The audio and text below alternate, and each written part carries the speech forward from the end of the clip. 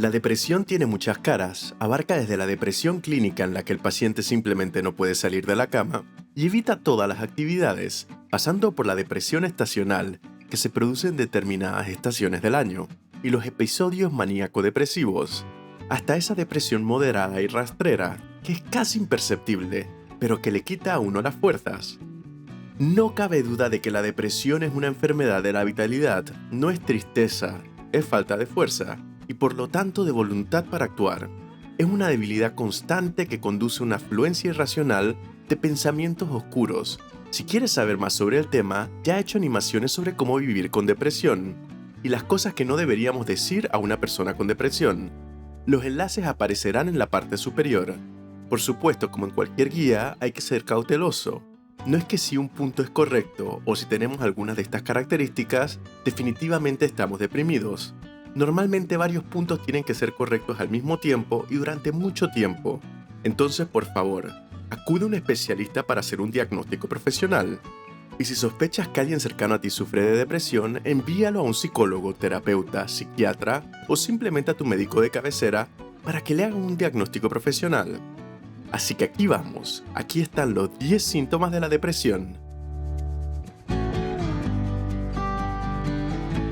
Un cambio en la forma de hablar y pensar sobre ti mismo y los que te rodean.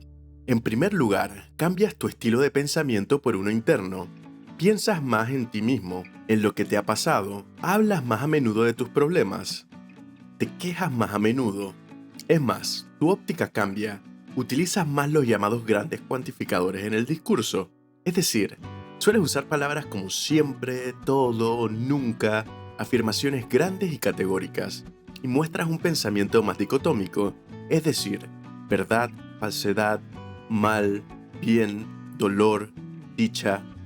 Desgraciadamente la depresión, aunque puede dar lugar a interesantes reflexiones existenciales, superficializa y simplifica nuestro pensamiento y lo vuelve hacia adentro.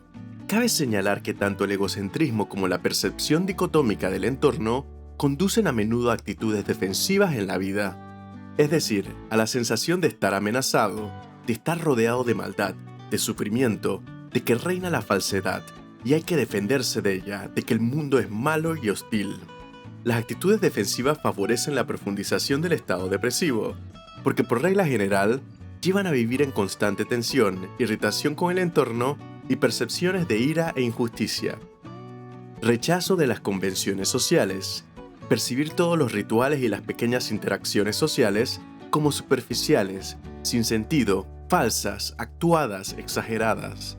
Es la sensación de que todos los que te rodean llevan una máscara, interpretan un papel, y te das cuenta de este hecho y te hace sentir muy solo. Tienes la convicción de que ves a las personas como son realmente, no como parecen ser. Todos esos buenos días, las despedidas, las conversaciones triviales, las presentaciones, todo ello aumenta la irritación más allá de la incomodidad normal. Es decir, que en las primeras etapas de la depresión progresiva, tú mismo te pones esta máscara. Después de todo, tienes que ir a trabajar, dices que le tienes que sonreír a la gente, saludar a la entrada. Así que lo haces, pero cada vez con menos convicción, con menos ganas. Estas máscaras sociales se vuelven molestas hasta que uno empieza a resistirse a ellas, cada vez con más fuerza y claridad. Lo que te puede llevar a vestir de forma descuidada, actuar de forma más agresiva y directa y a violar las normas sociales de forma abierta y algo descarada. Es vivir detrás de una niebla, detrás de un cristal tintado, decirte a ti mismo que es como un dolor de cabeza y que ya pasará. Si no has dormido una noche después de un café fuerte por la mañana, tienes un estado tal que tus ojos están abiertos pero te pellizcan ligeramente y no puedes concentrarte en nada durante mucho tiempo. Estás distraído, un poco perdido. Entonces estás dentro de uno de estos síntomas durante algún tiempo, sin ninguna razón aparente. Es una niebla tan ligera, una sensación de que todo viene a ti, que tus sentidos están ligeramente adormecidos. Aunque te esfuerzas en concentrarte, todo parece ligeramente irreal, como si estuvieras soñando todo el tiempo, como si el tiempo volara y se pasara demasiado rápido. Es peor porque la mayoría de nosotros conocemos de este estado después de una noche de insomnio, y nuestra reacción natural es decirnos a nosotros mismos que ya pasará, que es solamente un dolor de cabeza, que hay que echar una siesta y seguramente mejoraremos. Así que echas una siesta o tienes una noche de sueño decente y nada. Más tarde se te ocurrirá otra idea, que necesitas hacer ejercicio, que necesitas moverte, que necesitas hacer un poco de esfuerzo. Pero incluso esto no te trae buenos resultados, si es lo mismo. Es un estado muy peculiar, cuando casi todo el día tienes una sensación en los ojos como si apenas tuvieras despertado. Una pegosidad tal que te incita a frotarte los ojos regularmente. Es esa especie de bruma, ese estado de mareo constante. Tienes pensamientos existenciales muy persistentes.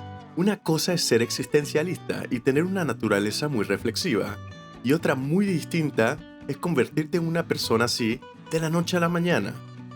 En las primeras etapas de la depresión, esa afluencia irracional de pensamientos oscuros puede parecer un fenómeno muy interesante. Empiezas a ver ciertos acontecimientos desde un lado que no habías mirado antes. Esto se convierte a menudo en juicios sobre el comportamiento de otras personas. Por ejemplo, será una serie de observaciones sobre tu familia.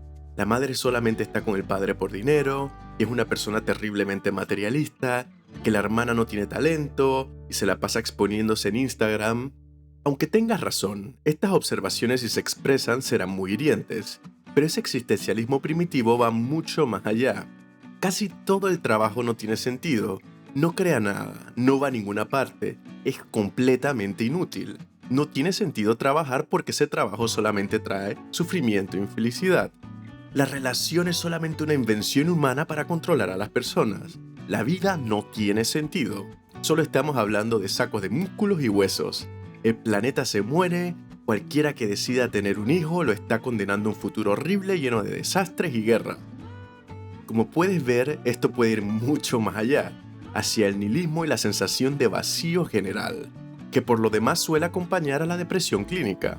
Las personas que son existenciales por naturaleza, o las que practican esta corriente filosófica, suelen sacar rápidamente una reflexión más profunda de tales cuestiones, una conclusión interesante y no enredarse solo en unas cuantas preguntas tontas y un hambre constante de respuestas, o en una serie de observaciones naturalistas sin ningún propósito. Por supuesto, recuerda que tales reflexiones existenciales pueden ocurrir en otros momentos de la vida, en momentos de cambio, en momentos en los que maduramos, así que recuerda que tales reflexiones, si ocurren sin otros síntomas, pueden ser un indicador de un proceso completamente distinto en la vida. No respondes a las llamadas telefónicas de conocidos y desconocidos lejanos. Te prometes a ti mismo que volverás a llamar, pero no vuelves a llamar y te sientes culpable por ello. Así que empiezas a evitar a tus conocidos más lejanos y si resulta que no te contestan los más cercanos, entonces el esfuerzo de explicar que no contestaste se apodera de ti y tampoco devuelves la llamada. Y el círculo se estrecha, suena el teléfono, no contestas, te prometes que llamarás y no lo haces. El teléfono sigue sonando y tú sigues sin atender las llamadas, hasta que pasas tanto tiempo sin devolver las llamadas que el teléfono deja de sonar. Acoges el final de la llamada con el alivio de no tener que hacerlo más y de que el teléfono no te obliga. Esta es una de las señales claras de que estás empezando a alejar a los demás de ti de forma muy subconsciente. Por supuesto, no todas las depresiones incluyen esconderse bajo de las sábanas y pasar meses en la soledad, pero por lo general esta regla está ahí. Al principio rechazas a los amigos como por accidente, pero luego es una acción regular de repulsión, tanto para contestar como para devolver las llamadas. El teléfono es un síntoma muy claro que se observa fácilmente. A menudo se cae en la apatía, es decir, cosas que sabes que deberían ser súper alegres, las experimentas como lavarte los dientes por la noche. Del mismo modo, las cosas que son extremadamente molestas y tristes pueden no conmoverte. Según todas las convenciones, sabes muy bien cómo deberías comportarte, y sin embargo, no sucede. No te conmueven las emociones que vienen de afuera. La mayoría de las cosas te son completamente indiferentes. La apatía y la indiferencia son cosas realmente difíciles de pasar por alto. Haces muchas cosas irresponsables para estimularte. Por desgracia, la idea errónea de que la depresión es un estado en el que estamos tristes nos lleva a enmascarar y a contrarrestar este estado con actividades que pretenden alegrarnos rápidamente. Es decir, tratamos de curar la depresión, la enfermedad de la vitalidad, con una droga que consiste de una dosis muy grande de cosas excitantes, como por ejemplo el sexo inseguro, la alimentación excesiva, los deportes extremos, el juego, las fiestas locas y los narcóticos. Desgraciadamente esto suele tener el efecto contrario, porque después de estos saltos viene la resaca proverbial y a veces literal, y disminuimos aún más nuestros niveles de energía. Recuerda que la depresión es una enfermedad de la vitalidad, no es un estado en el que estamos constantemente tristes, es un estado en el que nos sentimos todo el tiempo cansados. No lo voy a arreglar con ningún café, bebida energética o experiencias locas. La disminución de la vitalidad. Ya que he mencionado la esencia de la enfermedad que es la depresión, vale la pena desarrollar este tema.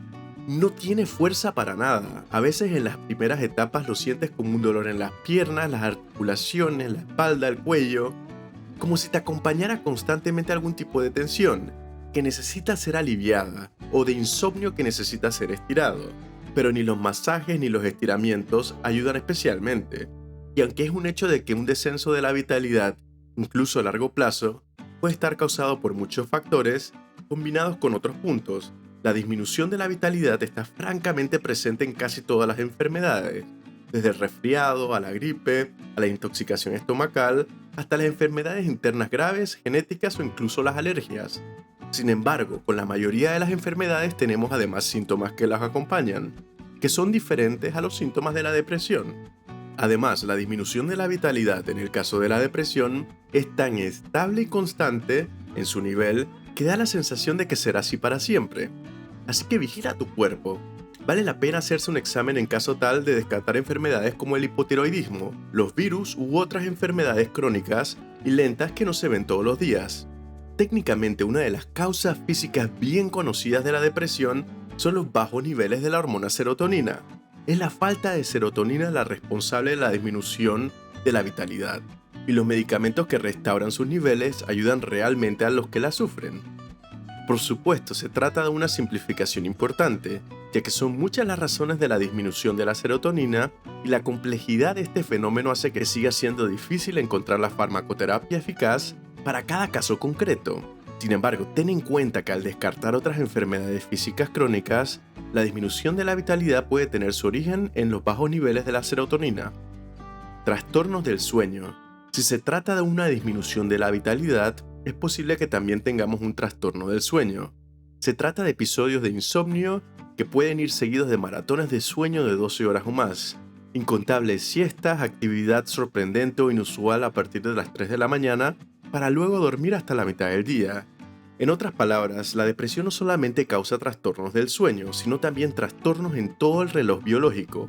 Esto por desgracia nos lleva automáticamente a sentirnos aún peor durante el día, y en forma de espiral caemos en la trampa de la depresión. Menos sueño significa peor recuperación significa peor estado de ánimo, que también significa abstinencia, y más abstinencia significa más tensión y fatiga, por lo tanto la necesidad de dormir, y así sucesivamente. Pensamientos de desaparición.